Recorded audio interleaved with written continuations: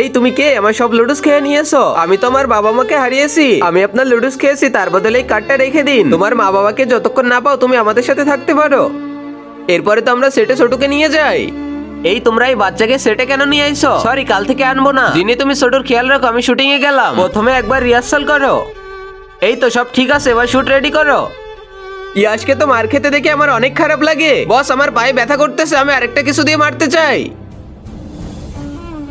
এই ইয়াশ, তুমি ঠিক আছো তো? তুমি যদি এই মারগুলো সহ্যই না করতে পারো তাহলে শুটিং সেটে কেন আসো? এখন এখান থেকে বেরিয়ে যাও। কার্তিক তো শুটিং সেটে একটা মেয়েকে বিরক্ত করছিল, তখনই তার মাথায় আর্নব কিছু একটা মারে। এই পিচ্ছি, তোরা তো সাহস কিভাবে হয় আমার মাথায় মারিস? তখনই ইয়াশ ভাইয়া এসে আমাকে বাঁচিয়ে নেয়। এই এখানে সব কি হচ্ছে? প্রোডিউসার স্যার চলে এসেছে, এবার তোকে তো আমি বের করে দিব। স্যার, এখানে আপনি কি করতে এসেছেন? আমার ছেলে আছে এখানে। কে আপনার ছেলে? বাবা, তুমি জানো এই ভাইয়াটা আমাকে মারতেছিল, কিন্তু তখনই ইয়াশ ভাইয়া এসে আমাকে বাঁচায়।